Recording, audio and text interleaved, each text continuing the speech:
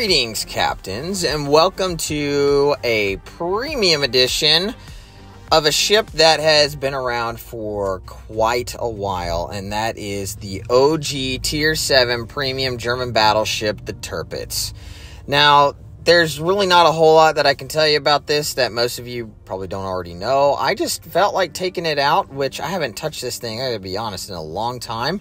I wanted to showcase it because there's the Bravo or Black Edition that is in the store now, and I don't have it.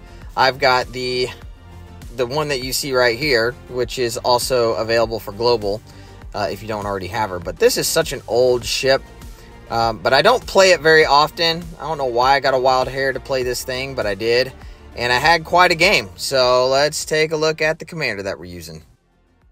The commander before you is the AL Scharnhorst, and I got to be honest, I don't know why I have this set up as an accuracy build. I didn't really preview the build before I took her out. This is just what I had at the time, and then I looked at this after the fact, and I was like, what the heck was I thinking? There's like, I'm not speccing into anything specific. It's just a whole mess of stuff, but that's the build. I've got aiming systems mod 1 in the first slot, steering gears in the second slot, and in the third slot, I really need to change this. I've got the target acquisition system mod instead of the concealment. And last is the main battery mod 3. So, just showing you what I got. But with this build, I do get 5 repair parties, and that's going to save my bacon in this game. Along with the enhanced secondary targeting consumable.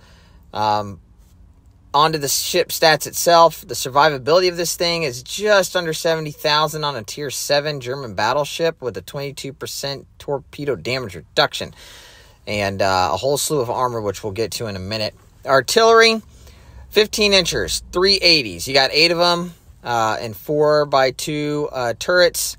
Reach out to 16.1 kilometers with this build. A 20.2 second reload is very fast for 15-inch shells.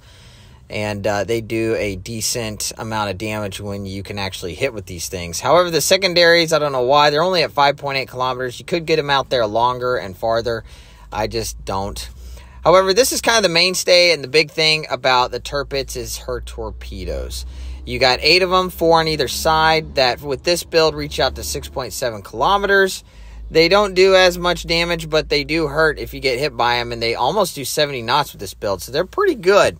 Onto the AA defense, and it's not bad. It's not fantastic. It's not horrible. I'd say it's respectable, especially for a German battleship. It's not bad. It'll shoot down some planes for you, so long as you're not late in the game and all of your AA's gone. But onto the maneuverability, it's a battleship. It's not slow. It's not fast. It's a little on the faster side. 31.4 knots for a battleship is actually pretty quick. 850 meter turning circle radius with a slow rudder shift time, but that's kind of par for the course. Because of the target acquisition mod in the third slot, our concealment is pretty bad at 14.7 kilometers. However, on the map that we're in, we got a lot of islands that it's going to help us hide. So it's going to work in our favor, but it's not very good concealment wise. Here's your armor, 32 millimeter bow, pretty heavily armored mid, but the one downside is this, your superstructure, which is saturated with HP. And if you haven't played this thing, you know it's definitely going to get chunked for damage right there in the superstructure, and there's a lot to hit of it. However, your citadel is below the waterline, so that is very, very helpful up close. All right, captains, here we go. We're right into the battle, and we're on the map Shatter, which means that it's like a weird shape in the middle that Bravo becomes like a really highly contested spot, which I'm thankful that we don't push right into because I think our game would have ended awfully fast. But this is going to be a game that really comes down to the wire, and it's going to really show how playing smart, being patient, and making right decisions at right times is going to win the day. However, we do make a pretty big, massive mistake, which I will point out whenever we get there, which almost cost me the game. But because of those heals that I have, it's going to save my bacon. You'll know exactly what I'm talking about when that time comes. But here, our destroyer who spawned with us on the left-hand side decides to not go for Charlie Cap. Instead, he's going to push right into Bravo. If he's going to make that play, he's just got to be cognizant of the fact that he could get taken out. I was hoping he would have assisted me over in Charlie. I asked for his support. I got absolutely no response. So I'm going to take matters into my own hands, and I'm going to go into Charlie. As you can see, it's being capped right now, which can only mean that one of the two destroyers on the red team is, in fact, over here. And it's getting supported by a Massachusetts, which is not what I want to see. But we do get a bit of almost 5,000 right off the bat, which is but it is one hit. These main guns are not very accurate, but because they reload so fast, it is helpful. There we are able to, our team is able to take out the one of the cruisers right off the bat, the Chomphon, which is a very squishy cruiser, and if not played right, that can happen to you. But here we go. We pushed into Charlie. We are contesting it, and I know the destroyer is around here. I am not going to push around it just yet. I'm going to play the patient game. I have my HE loaded for that destroyer should they decide to push around the corner and try to get sneaky. I do know that I'm in a position that if they do it right, they could take me out. Unfortunately, we lose one of our destroyers, and so that's no bueno. So there I'm spotted finally. I am located, but oddly enough, I end up going dark. So he's probably right there on the edge of the island, and so I'm just waiting, and that's the name of the game here. I'm not going to push around. I'm not going to get impatient. I am an impatient player at times, and it does cost me early games, but since I'm really the only thing over here holding this cap, I am being backed up by a couple more ships behind me, but I'm not going to push around the corner. This Massachusetts also is wisely not pushing around the corner. I'm just waiting for somebody to make a mistake, and sometimes that takes a while. But there, finally, the Jervis goes around the corner. He gets spotted because he's within the detection range. We do get one hit from the 4 that we shoot. He is within secondary range, so that is helpful. And it is good to see that one set of those torpedoes is heading towards another direction. However, he is shooting the other set of torpedoes right at us. And unfortunately, we are going to take a couple of those. Sets a flood, so we're going to have to damage con and immediately heal to try and get some of that back. I don't know how this guy's still spotted. I'm guessing from the battleships behind me. But thankfully, we're all focusing pretty good, and we do get the kill.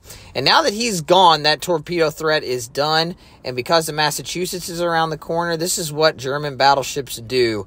However, the Massachusetts he was very aware of what was going on, and kudos to him. He decides to back on out and get out of Dodge. And he was not bow in. He was actually focused the other way. So he's already bugging out. Wise move on his part. And I am like a dog chasing cars. I am running right towards them.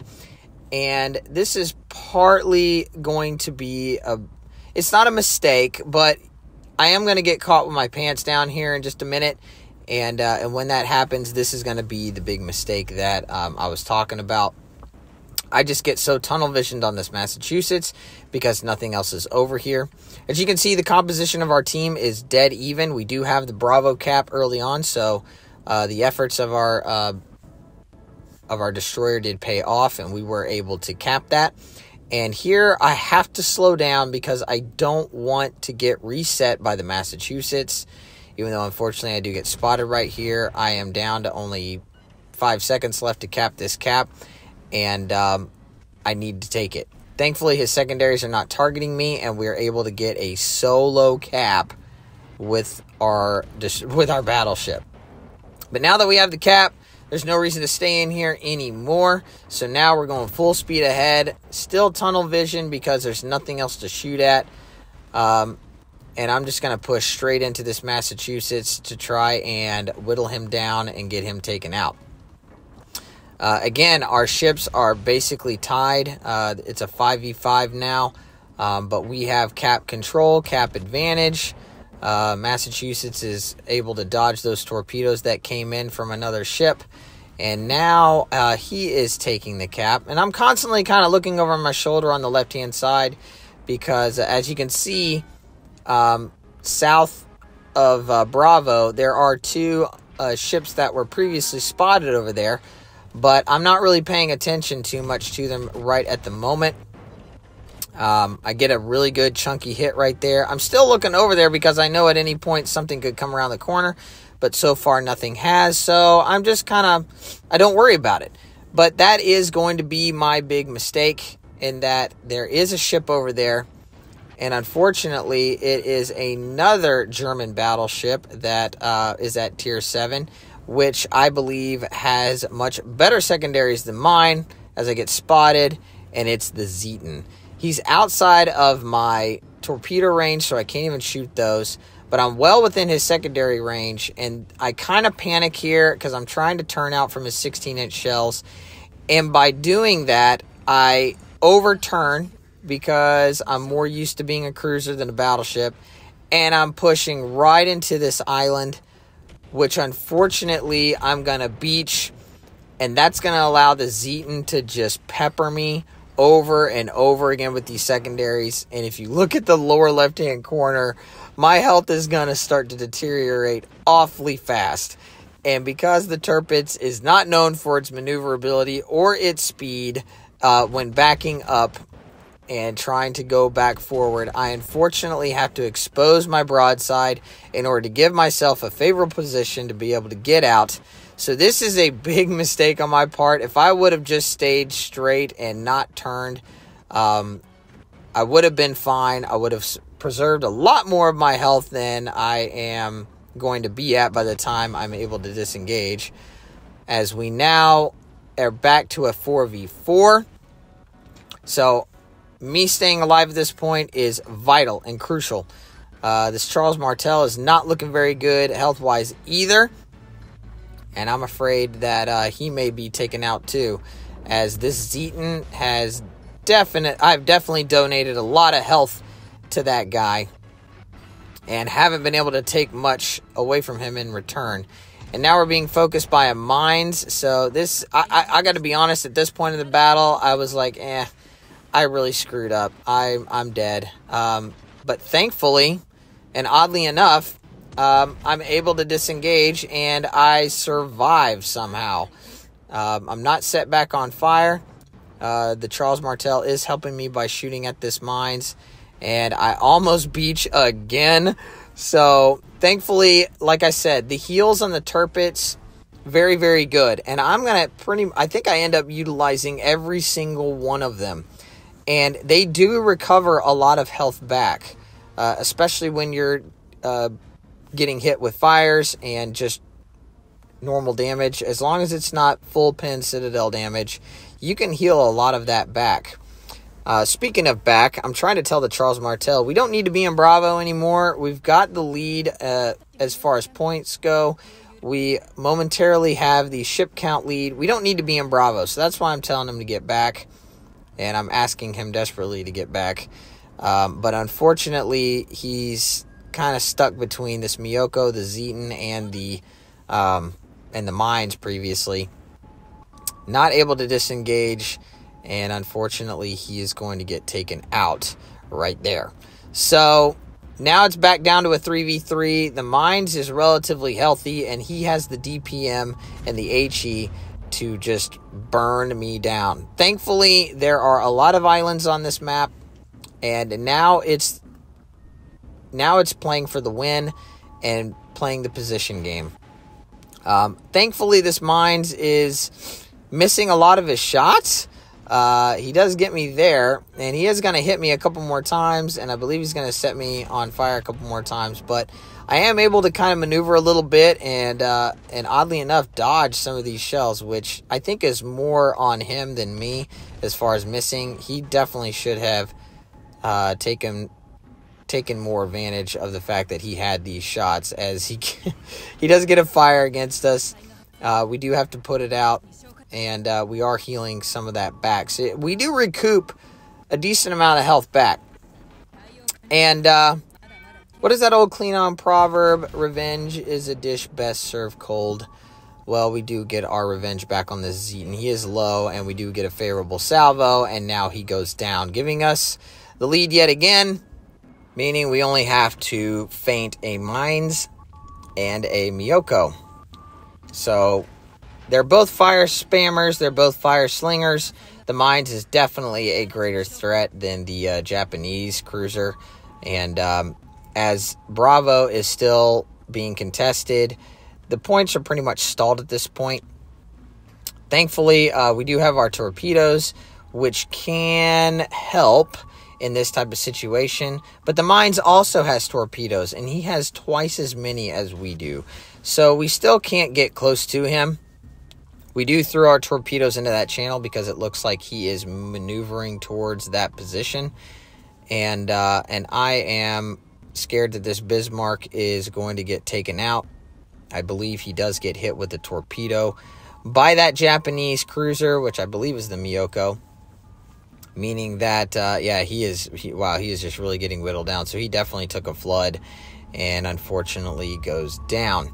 So now it's a 2v2 scenario. I'm thankful that the destroyer on our team is still alive and he is taking over Alpha Cap.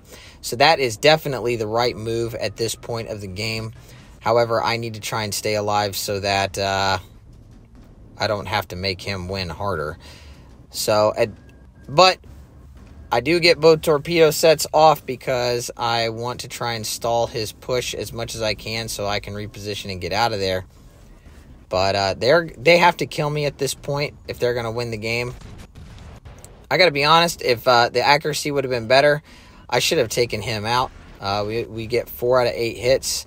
We do reset the cap, and unfortunately don't get any citadels. And now we have to use these islands to our advantage to basically disengage. So, captains, like I said, I haven't played the Tirpitz in a really long time. I like this game because it came down to the wire, and even though we had the overwhelming points lead, they kill us, they still win. So, gotta keep that in mind, and you gotta always remember that.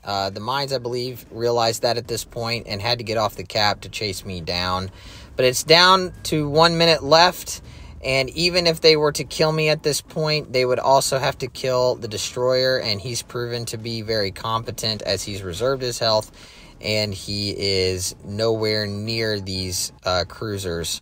So they're not going to be able to win this match. And this is going to be a win in our favor. The only question is, can we survive this last minute? We're out of heals. And there is the Miyoko. We are going to try and get one shot, but I believe I don't think it's going to clear the island and hit him. We do, unfortunately, take a fire. But here in the last seconds, as we're just getting down to sub 15 seconds, I get one last salvo off on this Mines, and it's a very, very favorable salvo, as we're able to take him out in the final seconds, literally down to the last second, and we get a dreadnought for our efforts. So that's a look at the OG Tirpitz. Got a little over 100,000 damage, but it wasn't the greatest game. I'm not the best battleship player, but I did take top of the leaderboard, and Lightning came in right behind me, doing a very good job as well. So there's a look at the Tirpitz. There is the Tirpitz B that's in the store right now, but it's the exact same as the original version, just with a much cooler paint job. So there you go, captains. There's a look at it. I don't play those things that often, but I thought that was a pretty good showing in it. Tell me what you thought down below. Like, share if you enjoyed it. Subscribe if you haven't, and I'll keep pumping up a couple more games for you as I try to figure out what I'm going to do next in this crazy update. So thank you, captains, again for watching and tuning in. This is the USS Endeavor, signing off.